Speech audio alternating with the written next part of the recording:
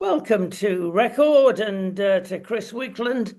And Chris and I have been talking about various things that are happening on a national basis in the United Kingdom. But before we get to that, Chris, there's mystery in being a vicar. How did you get to be a vicar? Well, I about 15, 16 years ago, I felt the call to be involved in church planting. So me and my wife, we planted a church out from an existing church, and that was called Living Word. And we kind of been there for quite a long time, and I got ordained as a reverend so I can't remember how many years ago now. But then because of being getting into trouble with the political correct police and the charity commission, I had to protect the charity that I'd built up and also needed to protect myself. So I then became a limited company, and then I had to go and join the Confessing Anglican Church, which is not the Church of England. It's an American branch of Anglicanism, so that it protects me here in the UK. So if anyone like the charity commission come after me, for example, the Americans can phone up our foreign office and say, "What are you messing with one of our guys for?" So it gives me added protection to do the things that I do and speak the things that I speak. And so that's how I became essentially a reverend. And now, being in the Confessing Anglican Church, I retain that title as well. But you're glad to be out of the Anglican Church now, aren't you? So the Church of England, yeah. Yeah. So there, I mean, the Anglican Church itself is a big community, but the Church of England, which is a part of that Anglican community, yeah, it's a shame because there's a lot of really good congregations on ground level, but it's in the hierarchy. The bishops and the archbishop, they are pretty much apostate, and that's therein lies the problem. Yeah, you do nothing to do with GAFCOM out of Africa, aren't you? So yeah, GAFCOM. So the CAC, GAFCOM is the Global Anglican Communion of pretty much every Anglican offshoot is a part of that. So the CAC is a part of that, as is the Church of England. But I think the Church of England are very quickly going to be completely excluded from it the way they're going. Now, not so long ago, you had an encounter nearly with the Great Reaper. What Yes, happened then? I met him twice actually. Yeah, so basically one day I took my children to a trampoline park. This was about 5 years ago now, and I was just jumping around, having a bit of fun. And then I don't remember any of this is what I was told. Then I got off a trampoline saying to my children I wasn't feeling very well and went out to the changing room. And then I collapsed. And then two of the staff came over to try and help me. And then they said to me, "You were just looking at us and then you just died. Your heart just stopped." They had to spend nearly, I think it was about 15 minutes doing CPR on me, giving me four electric shocks. And then eventually the ambulance turned up, and it was just after the fourth shock that I came back. When they got hold of me, they then took me to hospital. They put me into an induced coma. So that happened on Friday. They put me into an induced coma. Even in the coma, I was having fits. So they knew that the brain damage was extensive and really bad. So they had to put me on cooling mats, all that kind of stuff. And then on Sunday, they decided to try and bring me out of the coma to see how bad the damage is. Apparently, I failed all my Glasgow tests, which meant that I was severely mentally damaged. But I had literally thousands, tens of thousands, hundreds of thousands. My wife put out something on a prayer thing, and on social media, and it went viral.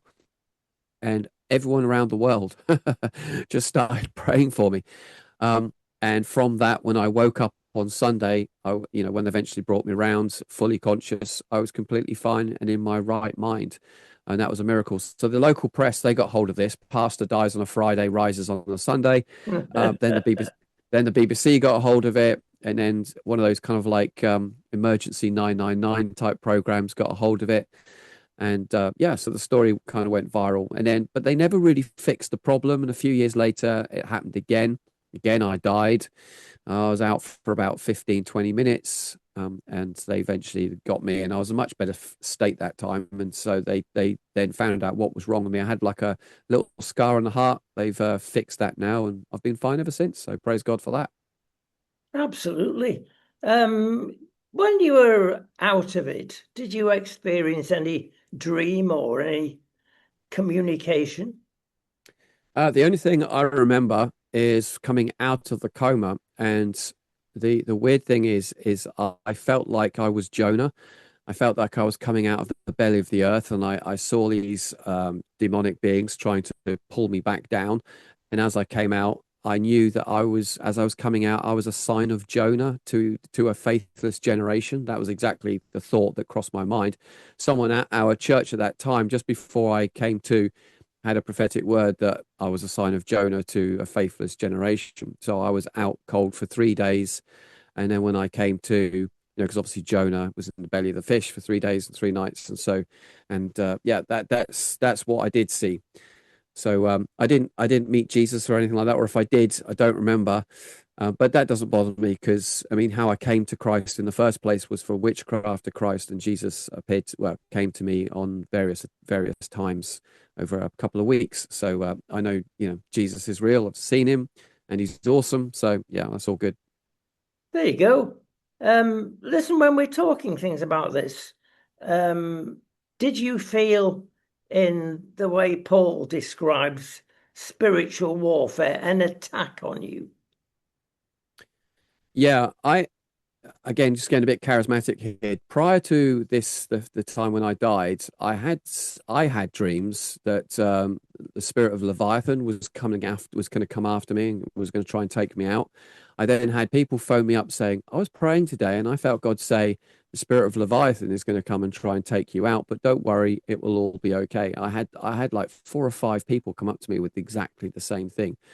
So in one sense, I knew it was coming, but you obviously never know what it is that's going to come. So then when it did hit, it was like, whoa. So yeah, I was warned, and it happened. The first time didn't really bother me so much. It was the second time I think that kind of knocked me for six.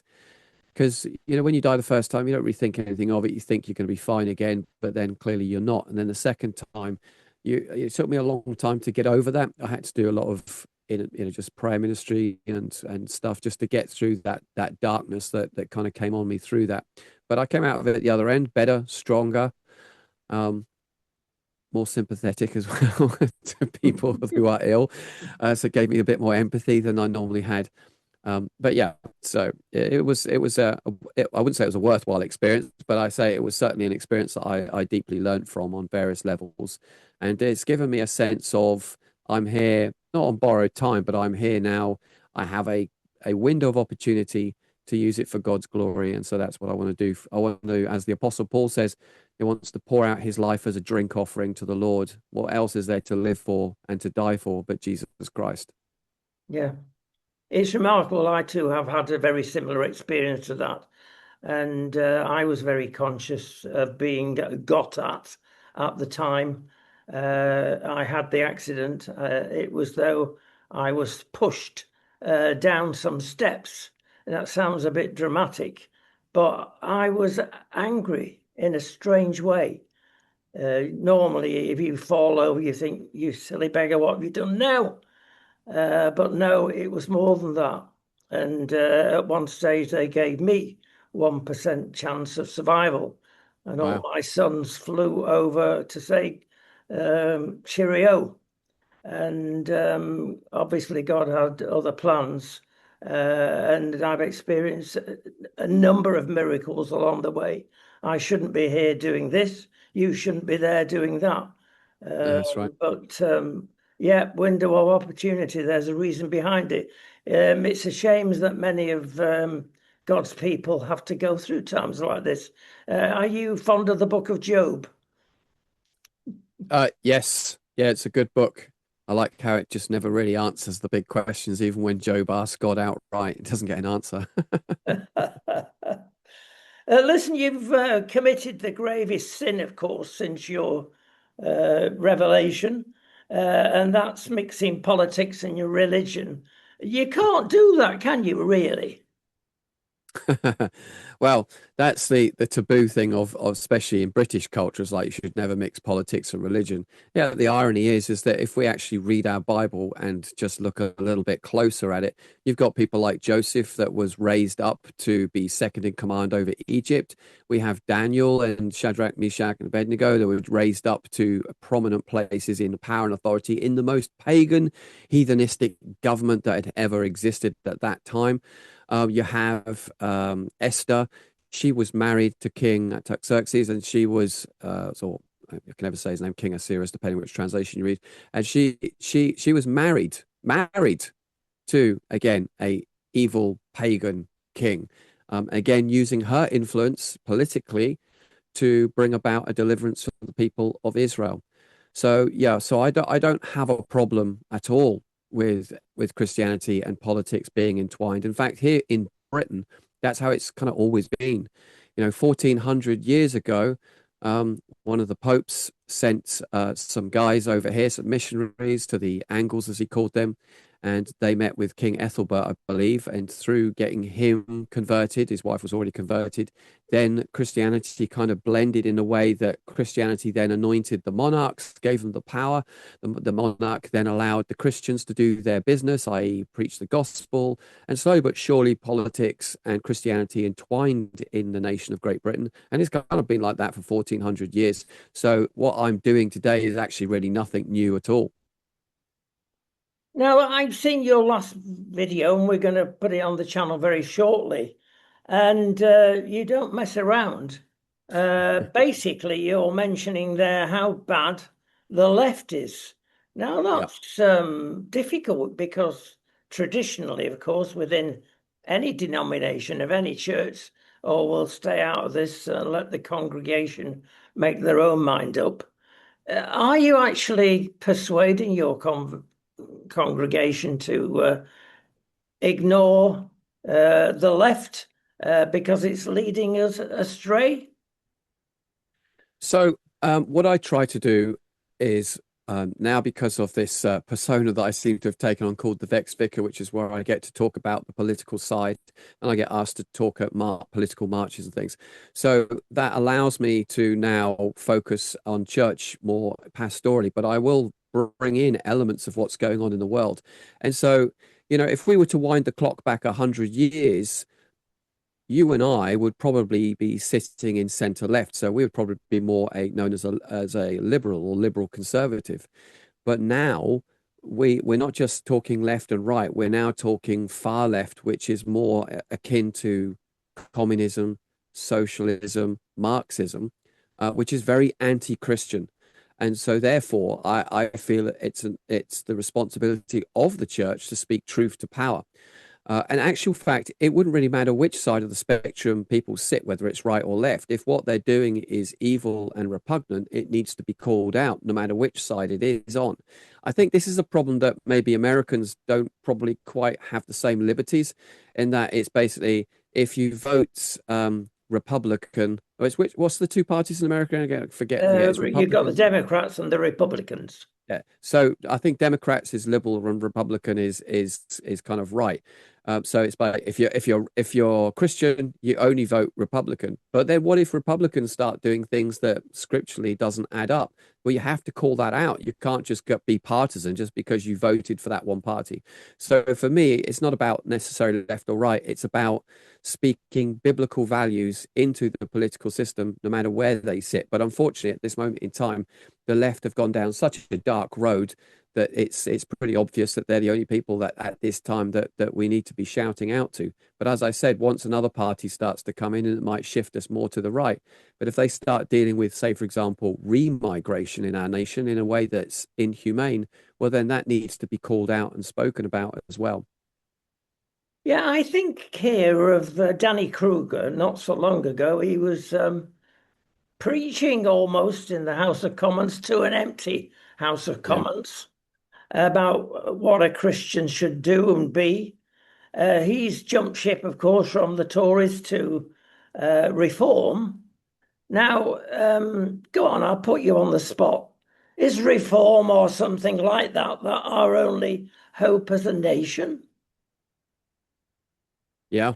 I think so. We got two right-wing parties. When I say right-wing, I don't mean as in far right. I just mean as in anything right of where we are in our nation at the moment. So we got two what I call centre-right parties, Restore and Reform. Restore are relatively new, so the only party that has any traction to potentially pull our nation back from this kind of communism that we seem to be tiptoeing into. Is the only party that I see at this time that can do it is Reform. And so the Conservatives, they've completely betrayed Britain. We voted them in on several major issues, and they failed us on that, and they know that they have, and that's why people have brutally punished the Conservatives here.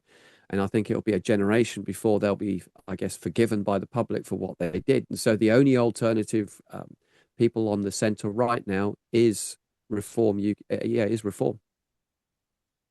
In Andy Burnham's coronation and honeymoon, which appears in the last 2 days to have come to an end, yeah, we've got a situation there where we've got Sir Keir Starmer Mark II, haven't we, with Andy Burnham? Yeah, the difference with Andy Burnham is that Andy Burnham will do it with a smile and he'll be your mate.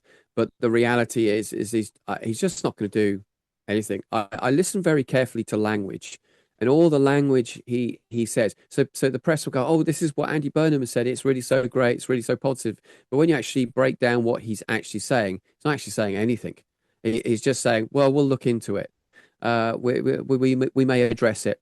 It's all like we will or we may, and people just think that he is, but he never said that he would or that he is. And so, and there's some big things that are going on in our nation here in Britain right now, and instead you see TikTok videos of him holding a bread roll, going, "Is it a cob? Is it a balm?" It's like, man, you're the Prime Minister of the United Kingdom. This is not about winning some beauty pageant. This is about dealing with the hardcore issues that are going on in our nation right now.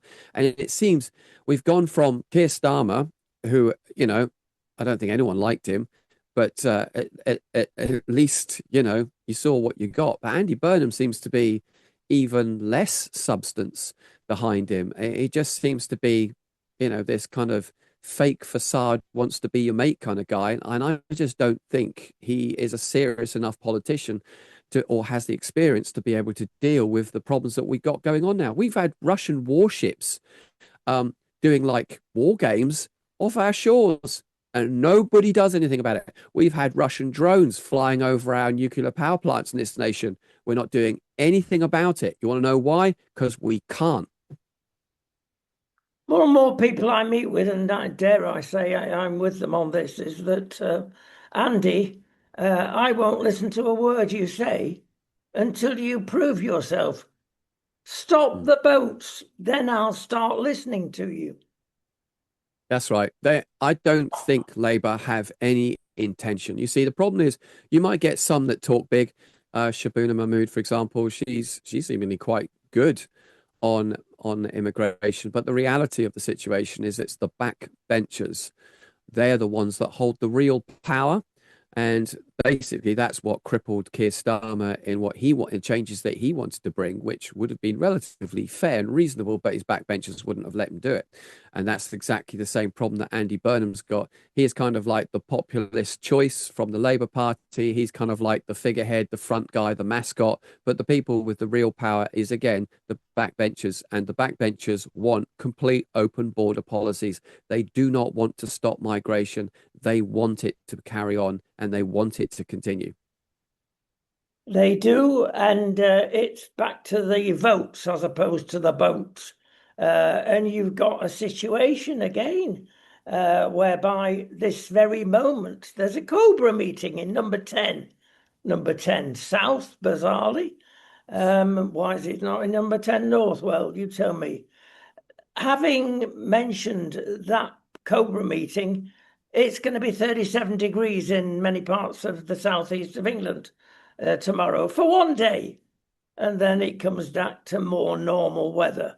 Now, compared with yesterday, when Andy Burnham said, we're going to let immigrants come into the leafy glades, you're not going to escape having it. Well, they're already in the leafy glades, and children cannot go out to play. Women cannot walk the streets even in daytime. What is that about, Chris? I don't like being like this, but you can only come to a logical conclusion either that we have the most inept, irresponsible government ever, or it's by design. Now, because this government are Fabians, and they all openly admit that they're Fabians, and it's on the Fabian website. The first magazine that the Fabians came out with, they set out a manifesto for Britain. That manifesto was to bring in a socialist government, more like Marxism, and they wanted to replace Judeo-Christian Western civilization with a Mohammedan culture. And that's what's basically happening in Britain now. We are slowly being terraformed into something, and I hate to say it because it makes it sound like I'm being racist, but it's just a fact. We are slowly being terraformed into a Middle Eastern country. And the religion of Christianity is being suppressed both through lawfare and through persecution of the state to Christians. And Islam is being given a free ticket, a free ride, Islamophobia laws through the back door, various other things. This is the reality of the hour in which we're in. And this is why I feel, as a Christian, I have to stand up against this and speak out about it. The problem is I would say in this nation, 75 to 80% of Christianity in this nation doesn't want to hear about it, doesn't want to see it, doesn't want to talk about it. And therein lies the problem. But there is, I'm pleased to say, a silent majority of people out there that are waking up. The fact that Reform won so many local councils all across the United Kingdom during the local elections a few months back shows that the tide is turning and people have had enough. Yeah, we did a program yesterday which went into the maths of what is happening. And it's okay saying 7.5% of people in the United Kingdom are Muslim, and therefore you've not got much of a vote there. But if you do the maths and look behind, indeed, those figures, you've got a mega problem, because the leader of the household will tell his wife, even plural, family, who to vote for, and you will turn up at the polling booth. And when you look at average 60% of people voting, factor that in, you've got a mega vote there for Labour. No wonder they want to let the boats in. This is crucial, and I believe we're at a tipping point, Chris. Yeah, this is sectarian voting. Labour have been guilty of it for a long time, and everybody knows it, but no one does anything about it. You want to know why? Because no one wants to touch the Muslims, because they know that the Muslims will probably kick off over it. So that's why everyone just leaves them alone.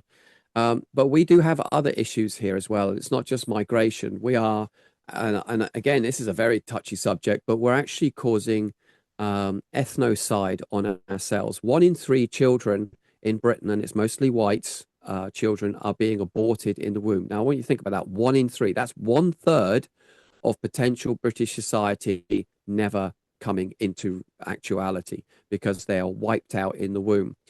And as a consequence of that, our death rate, our birth rate is at record lows. So even the national ethnicity of Britain, which is obviously predominantly white, is now fading out. They reckon in 2063 that white people will become a minority. We have throughout the country in certain hotspots, schools where the majority, or just slightly under 50% of the students speak double or two dual languages, which just shows the shift in culture that's happening in our nation and the speed and the veracity. There's been more migrants that have come into Britain in the last 25 years than in all of the United Kingdom's history ever as an island. That should just give an idea of how quickly things are changing.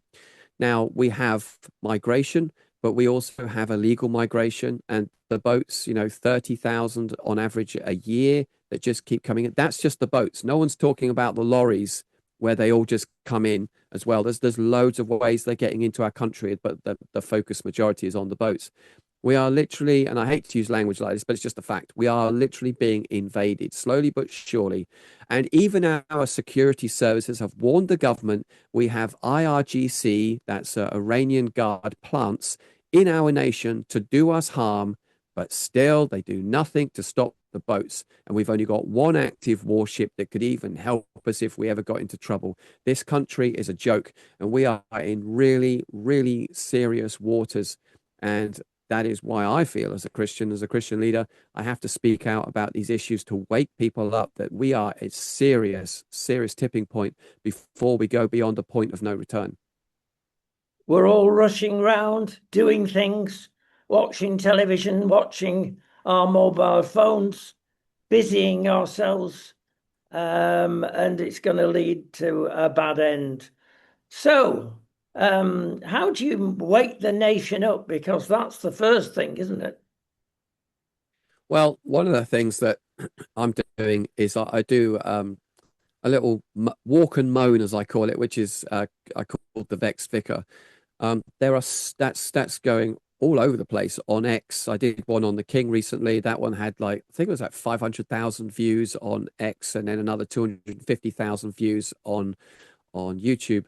So you're trying to use social media as a tool to wake people up. And of course, when people see this, they see me talking about the issues of the day. That really kind of makes people back, wake up a little bit. Like, oh, right, well, what's a church guy talking about this stuff? Through doing that, even on a positive side of things, I get lots of texts and emails from atheists and agnostics who are saying that they want to come to Christ just because they're seeing someone standing up for truth and righteousness in this day and not afraid to say what needs to be said and call a spade a spade. So that's one of the ways that I'm doing it. I'm also being a part of the CAC. I've got some other great guys, Bishop Kai Dewa.